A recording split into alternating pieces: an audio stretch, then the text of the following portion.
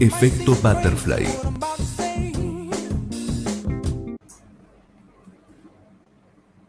Estamos con Agustín Ibáñez, él es coautor del libro ¿Qué son las neurociencias? Hola Agustín, ¿cómo estás? Hola María Belén, un gusto conversar con vos.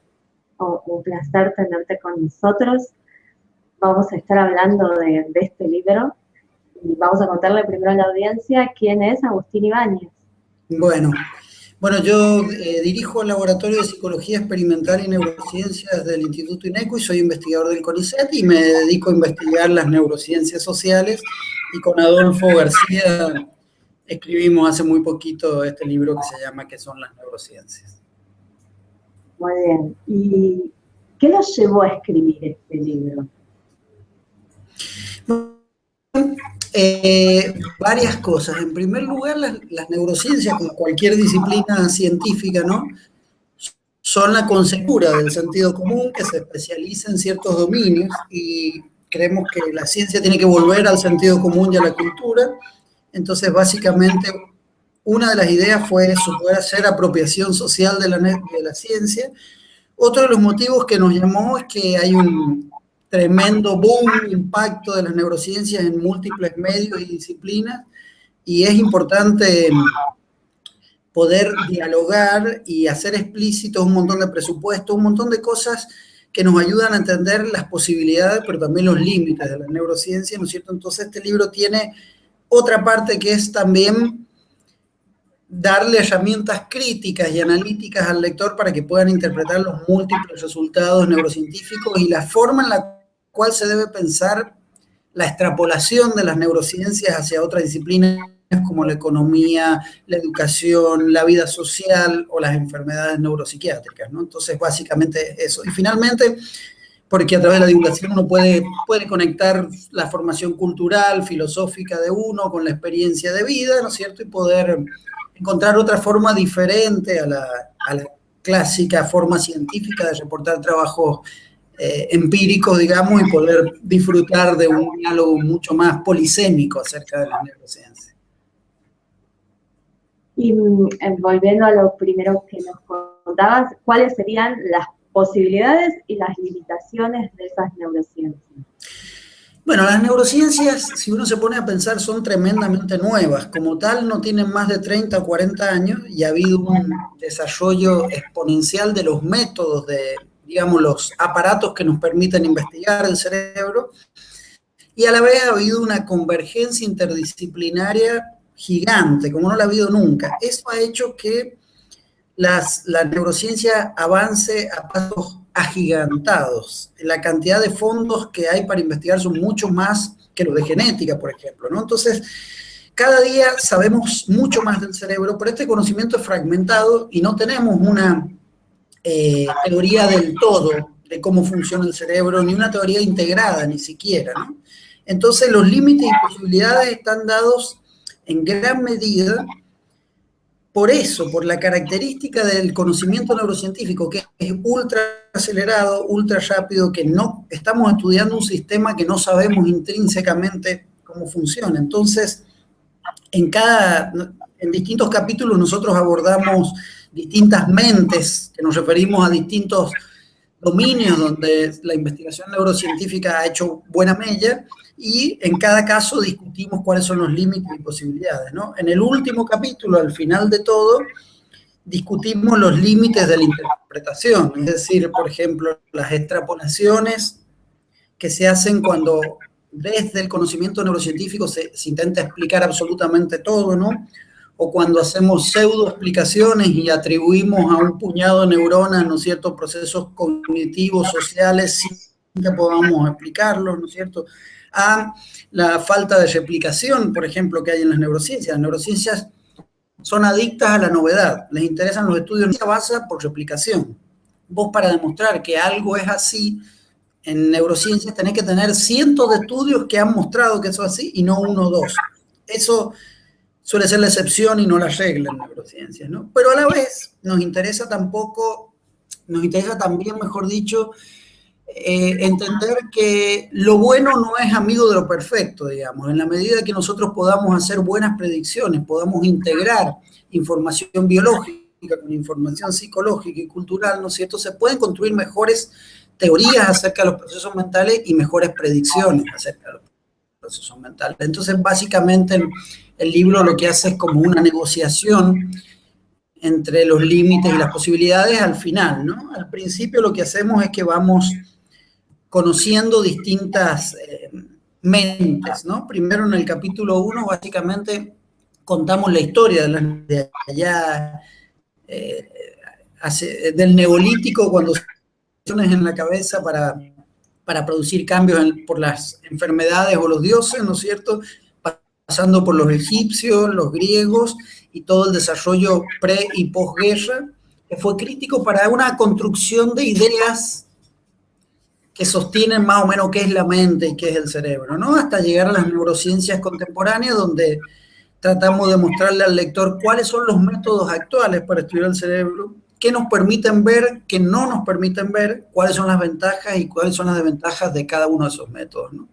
Después, en el capítulo 2 hablamos de la mente plástica, básicamente la capacidad de aprender y cambiar de nuestro cerebro, describimos los mecanismos cerebrales básicos, desde los mecanismos micro, como aquellos que implican expresión de síntesis o cambios genéticos al interior de la neurona, versus los mecanismos plásticos que implican redes neuronales, y vemos básicamente cómo el entrenamiento y la experiencia producen cambios, ¿no? Por ejemplo, en los deportistas, en los músicos, algunos estudios con mozos, con tangueros también, y después vemos también, tratamos de entender que la plasticidad cerebral no solamente son buenas nuevas, digamos, muchas enfermedades son consecuencia de la plasticidad cerebral, ¿no? Y finalmente en este capítulo lo que discutimos son las implicancias para la educación y para la tecnología, porque básicamente la tecnología está cambiando la forma en la que conocemos, en la forma en la que aprendemos.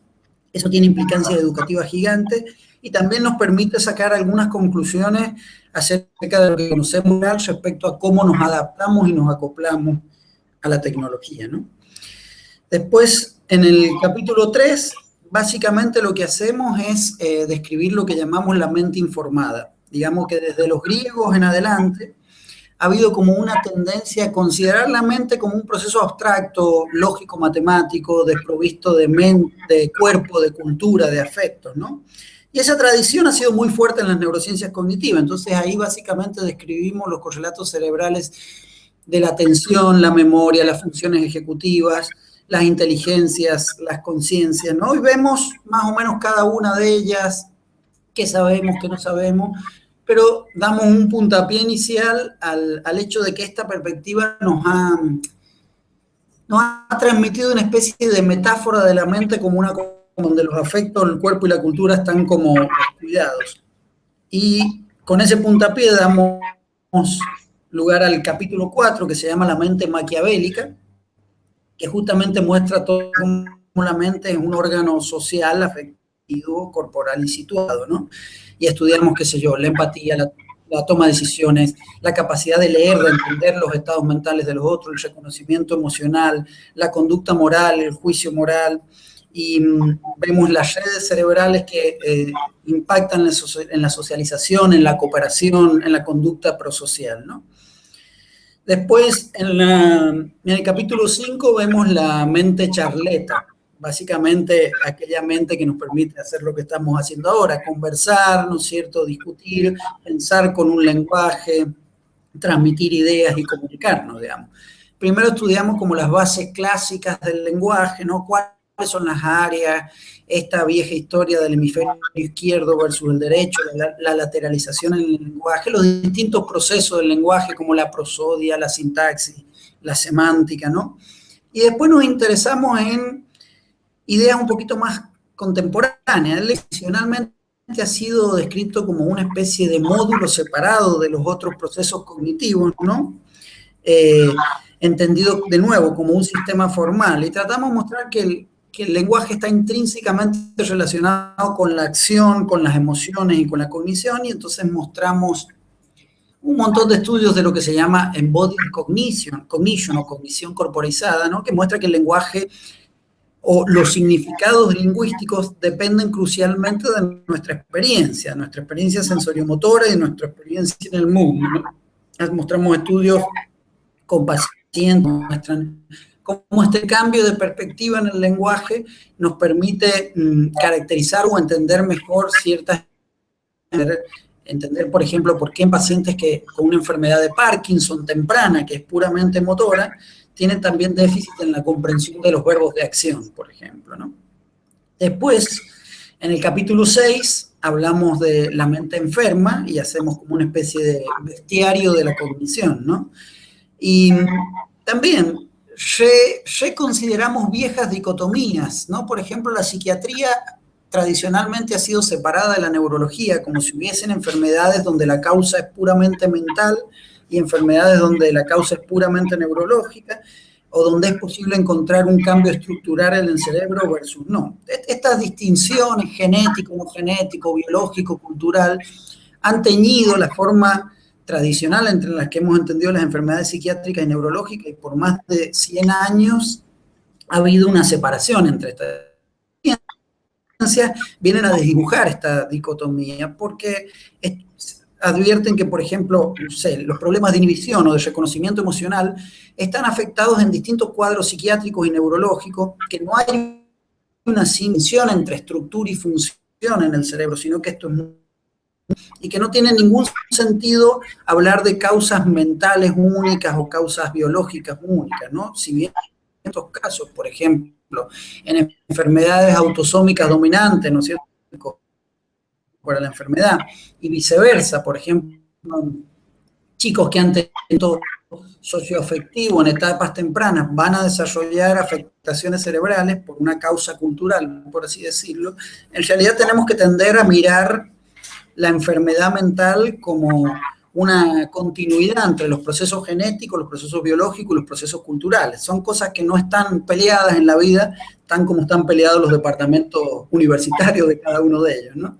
Y luego, bueno, cerramos este capítulo con la idea de que la mente enferma es una ventana para entender los procesos cognitivos, ¿no? Por ejemplo, entender un chiste o una ironía nos parece algo tonto y de sentido común y fácil, ¿no?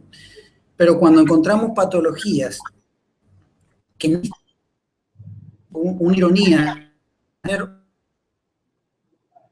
podemos dar cuenta de toda la maquinaria que está detrás para que el sentido común sea algo fácil, ¿no? Entonces, la mente enferma es una ventana para entender los procesos sanos. Y bueno, finalmente en el capítulo 7, ahí principalmente lo que hacemos es jugar a críticos y futurólogos, ¿no? Como críticos planteamos hasta cuánto las neurociencias permiten entender este gran enigma, ¿no? O sea, todos sabemos que el cerebro es crítico para la mente y que no hay dos cosas separadas, así como una bola que es una mente y una bola que es un cerebro que choca una a la otra, ¿no? Son una misma cosa. Pero ¿cómo emerge, por ejemplo, los estados subjetivos, la conciencia, ¿no? Los significados a partir de ese enjambre neuronal? Nadie lo sabe, no nos tenemos que confundir, digamos. El que diga que lo sabe está mintiendo o no está usando información de las neurociencias, ¿no? Lo otro es que tenemos que empezar realmente a desarrollar teorías que integren los niveles de descripción biológicos, psicológicos y culturales. Si bien eso lo hemos logrado en algunos casos, en otros aún es muy, muy, muy difícil, ¿no? De nuevo, también sí. ¿Me ibas a decir algo? Quería que cuentes, más allá de las investigaciones que estuvieron haciendo para converger en este libro, cómo se juntaron vos y Adolfo con la idea y qué los llevó a escribir qué son las neurociencias. Dale. Te sintetizo digamos, las críticas y qué esperamos en el futuro y te cuento eso, ¿te parece? Porque digo, para cerrar, hay que entender que las neurociencias no son algo que ya está terminado, al contrario, es algo que recién está empezando, que las teorías van a cambiar probablemente, la gran mayoría de las teorías acerca de cómo funciona el cerebro van a cambiar en los próximos 10, 15 años, que hay que tener cuidado con la gente que se aprovecha de las neurociencias y hace, que le podemos llamar neurotimadores, ¿no? Aquellos que dicen conocer secretos del cerebro para explicar o vender productos, hay que tener mucho cuidado. Algunos lo pueden hacer bien, la gran mayoría lo hace mal, ¿no? Pero lo cierto es que a futuro esto va a crecer gigantescamente, es decir, básicamente las neurociencias hay una inversión cada vez más grande, las universidades de distintas disciplinas cada vez se interesan más y las neurociencias tienen que salir de safari, se tienen que ir, ¿no es cierto?, del zoológico y salir a la vida real y conocer la cognición en la vida cotidiana y poder hacer aplicaciones concretas, ¿no? Como ya ocurren en algunos campos, como en la educación, en la salud, ¿no es cierto?, o la vida cotidiana. Así que eso es básicamente lo que distinguimos en el último capítulo. Lo que me habías preguntado, ¿cómo nos habíamos encontrado con Adolfo? Bueno, Sí. Adolfo es un gran investigador. Él estudia, es un fanático del lenguaje, es especialista en lenguaje, él se formó en Argentina, en Estados Unidos, y básicamente Es neurolingüista. trabajamos juntos. Sí, es neurolingüista y básicamente trabajamos juntos en mi laboratorio y básicamente nos complementamos muy bien. Él es una persona que tiene una excelente pluma para escribir, escribe muy bien, tiene una gran cultura, compartimos gustos, nos gusta la filosofía, nos gusta la música, entonces ya venimos trabajando hace muchos años en investigación y bueno, fue una oportunidad muy buena trabajar juntos en esto porque nos complementamos muy bien. Y tu laboratorio está en INECO. Sí, bueno, sí, yo dirijo un grupo fantástico de jóvenes investigadores que son brillantes y que hacen un trabajo increíble. Ellos están en INECO, yo también codirijo otro grupo en Chile. Soy investigador del CONICET y además soy investigador asociado en la Universidad de Chicago y en el Centro de Excelencia de los Trastornos Cognitivos de Australia en Sydney. Así que es básicamente una red que colaboramos con varios investigadores en varios lugares. ¿Y qué los llevó a escribir este libro? Bueno, sí, básicamente eso. Dos cosas. Por nuestro lado, cuando uno hace investigación, está demasiado preocupado como en la coherencia interna de lo que estás investigando, que tus variables estén controladas, que tus hipótesis sean claras, que tus métodos estadísticos sean robustos, ¿no? Pero uno no se hace preguntas grandes, preguntas interesantes, concretas. ¿Esta área cerebral interviene en tal proceso cognitivo, sí o no, no? Este es el tipo de cosas que uno hace, digamos. Entonces, el poder escribir este libro nos permitió sentarnos, reflexionar, mirar desde el paisaje amplio de las neurociencias, poder animarnos a pensar qué está bien, qué está mal, para dónde va la cosa. Eso por el lado de nosotros. Por el lado de la gente, la necesidad de hablar en términos serios de las neurociencias, pero ni sin tecnicismos ni sin solemnidades, ¿no? De hecho, usamos mucho un lenguaje como si estuviéramos aquí vos y yo tomándonos un café, y ese es el tipo de lenguaje que usamos en el libro, ¿no es cierto? Y además tratamos de ponerle bastante humor, cosa que no podemos hacer en nuestros trabajos empíricos. Así que fueron ambas cosas, fue una motivación interna para nosotros y una motivación para la gente. ¿Y a quién está dirigido el libro? Bueno, nosotros esperamos que el libro esté dirigido a cualquier persona que se pregunte acerca de la relación entre la mente y el cerebro, ¿no? Tratamos de evitar todos los tecnicismos, así que lo puede leer el verdulero de la esquina que nunca le interesó nada de la neurociencia y debiese poder entender un alto porcentaje del libro, pero también esperamos que lo puedan leer neurocientíficos, porque el libro hemos tratado de que sea exigente en cuanto a los contenidos, a lo actualizado, que aborde los tópicos más importantes de las neurociencias y por ende es un público bien amplio. Es de la editorial Paidós. ¿Y dónde pueden conseguirlo? Bueno, el libro se vende en todo el país y está como en casi todas las librerías que tienen algún tipo de vínculo con Paidós o con Planeta, así que está prácticamente en todos lados y también se puede comprar como ebook, como libro electrónico también está disponible. ¿Y dónde te podemos encontrar quienes quieran hablar con vos y cuáles son tus próximos proyectos? Muy brevemente, si querés contarnos alguno, que sé que tenés varios. Pueden encontrar sí, en el Laboratorio de Psicología Experimental y Neurociencias que dirijo aquí en el Instituto de Neurología Cognitiva en Buenos Aires. Y los proyectos son muchísimos. Yo básicamente estudio todo tipo de procesos afectivos como la empatía, la toma de decisiones, la moral, el reconocimiento de emociones, también procesos cognitivos como la conciencia, múltiples cuadros psiquiátricos y neurológicos. Entonces, básicamente mis proyectos a futuro tienen que ver con lo que estamos tratando, es de potenciar lo que se llama neurociencia traslacional, aquella neurociencia que quiere tener un impacto más allá del laboratorio, que pueda salir del laboratorio, que sus resultados sirvan para hacer cambios, particularmente en mi caso, ¿no es cierto?, en el tratamiento, caracterización y intervención de cuadros psiquiátricos y neurológicos, pero también en otros dominios, como la educación o el uso de la tecnología, por ejemplo, para comprender la cognición de la vida cotidiana y mejorar la cognición de la vida cotidiana, ¿no? Entonces, básicamente, si bien yo tengo ya una línea que desarrollo hace años, mi intención es poder acercarla más a la vida cotidiana.